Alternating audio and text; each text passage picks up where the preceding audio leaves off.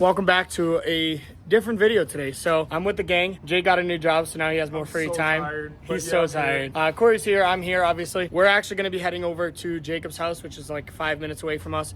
And today we're going to show you guys what we do best, which is nothing. Absolutely nothing. And by that I mean we're gonna get Jacob's car running. It's been 8 months since that car has ran. Holy beard. But anyhow, yeah. So we're gonna show you guys what we do best, which is go try to like help people with their munted Subarus, as the Australian folks like to say. It's munted. Yeah. We're not Australian. I know, but I mean, you know, showing a little homage. I'm barely American. No, Mighty Car Mards is fine. But anyways, we're gonna go over there and we're gonna actually help him get his car running, and hopefully today we'll do it. Corey and I tried it. We failed, but now he has. Today It's a spicy pizza pie. Maybe today. Well, the other day it failed because he didn't have a starter plugged in. So anyhow, you guys seen all of that stuff already. We're gonna get this going and get his car running. He needs it really badly, so let's do this. So we made it to Jake's house. He's back there, right over there. It's like the Forester. He has his buddy here. They already started doing some of the work, but I'll try to show you guys what we're doing or what we're trying to do to help him out. So let me show you.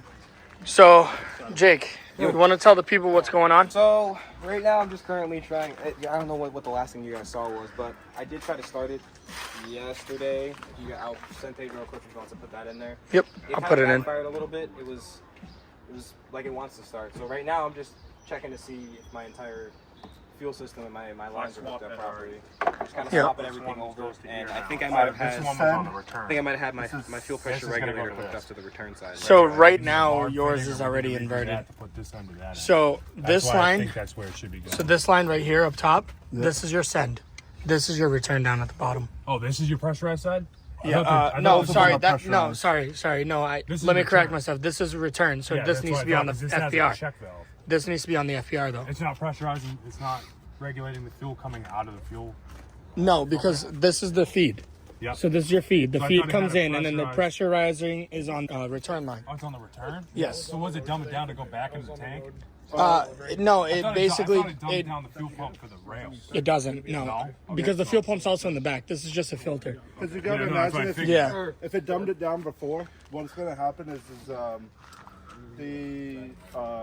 it could starve a cylinder of fuel that way there, because you can only send in as much as you can pull out. Yeah. Okay. So if you're pulling out like 43 psi or whatever it is, you know every cylinder got 43 psi before it got regulated. Okay, so it's natural for leak back out of that then? Or is it gonna retain? Is it gonna hold pressure? It won't hold pressure. It leaks back. It leaks back. Yep. It leaks back. Yeah.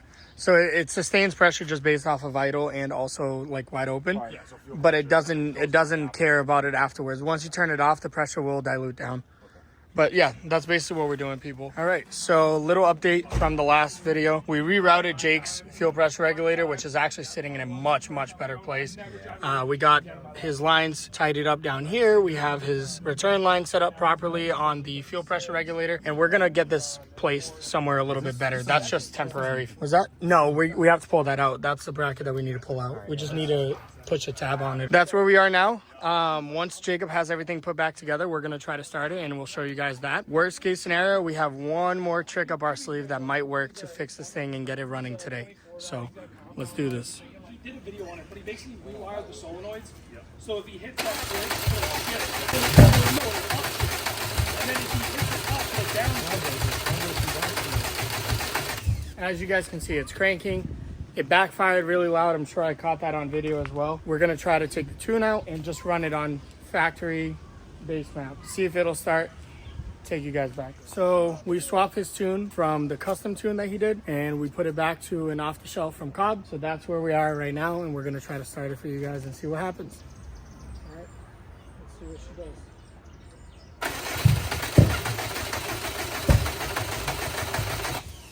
It's getting closer. That was a lot closer than before.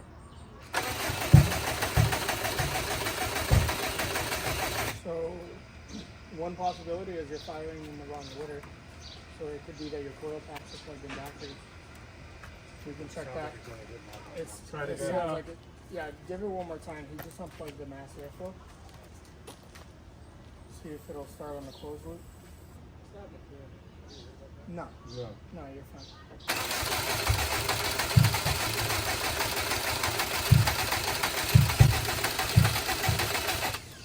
Hold on. I know. That's what we thought. Go ahead. But he also has like a computer chip tune in this. So we're trying to see if the problem is the chip tune as well. Yeah.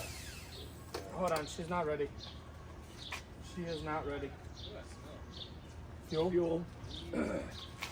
Fuel. All right, we're gonna check to see if the coil packs are plugged in backwards in any kind of way. All right, so a little update, people. So right now we're gonna take apart the alternator, get it out of the way, and then we're also gonna be taking the crank position sensor out, or trying to at least, because the car has a check engine code right now for the crank position sensor.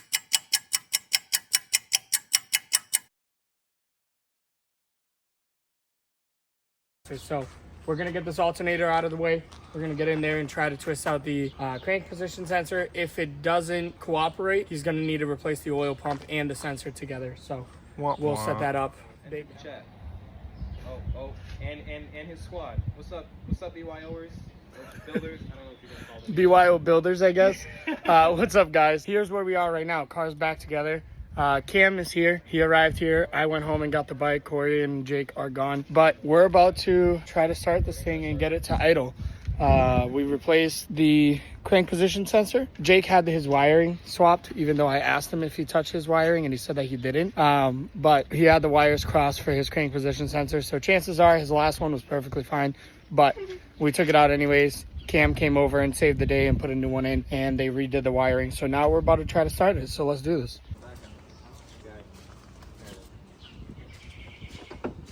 Holy fuck, this clutch is light. Yeah, it is. His clutch is very light.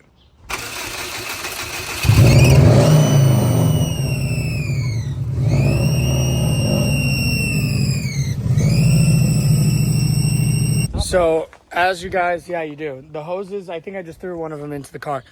As you guys seen in that last clip, the car did turn on. It's making a very loud whining sound, which typically is attributed to like a vacuum leak or a boost leak of some sort. So right now what we're gonna do, I'm only 1 mile up the road from here, and I have a smoke tester at my house. So we're gonna get this car over to my house, and then we're gonna do the smoke test on it over there, and hopefully we can figure that out and get it to work. So stay tuned. Next time you'll see this, we'll be at my house. Well, as you can tell behind me, we're back in the garage, and look at that thing. It drove. Told you guys we'd get that thing to move. So now we're gonna back the Baja, back the Julia out of the way, and then we're gonna get his car in and do the smoke test. So here's where we are now. The car is inside of the garage, and we're doing a little smoke test to see if we can figure out where the whining is coming from, see if we have any air leaks somewhere. We're gonna find it. All right, so on the last clip, we were getting set up for the vacuum leak test. We did a smoke test on it. It didn't do anything different. The car's still whining. We noticed that it's only happening on D-cell, so we're gonna try to figure out what that might be for D-cell. And then we siphoned out all of the fuel out of the pump area, or the tank, I should say. So we siphoned all the fuel out of the tank, and the reason why we did that is because the fuel's been 8 months sitting in there, and it's supposed to be a 93 octane rating. And right now we don't even know what the rating might be because of how old it is. So we just went to the gas station, got 2 gallons of fresh fuel, and we're about to try to start it again and see if we can get the idle to settle. If we can get the idle to settle, we can worry about everything else. She is not happy.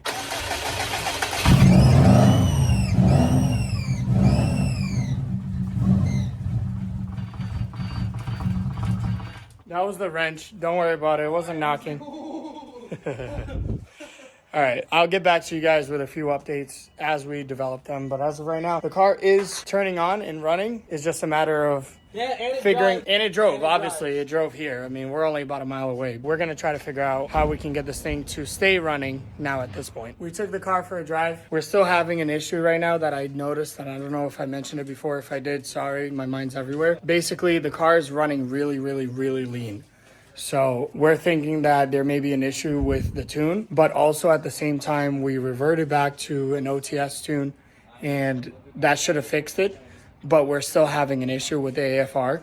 So either there's a tune revision issue, for the tune that he has, or it could be that the car has a massive vacuum leak. So what I told him to do, the car's running in drives now. We know that it runs in drives. There's no knocking, pinging, or anything on the motor. We don't even have a misfire code. What I recommended for Jake to do now to go forward is take the whole top of it off. Take everything apart. Take the intake manifold off, TGVs off, all of that stuff. Take everything out and start it from scratch. Rerun everything, clean everything up, make sure all of the fittings are doing what they're supposed to do. So right now we're gonna get this car back to his house. Cam is here and he's gonna give me a ride back. And we are pretty much done for today. So I appreciate you guys tuning in and watching. We got the car running. It's running. It's running. Alive. It's alive. It's alive.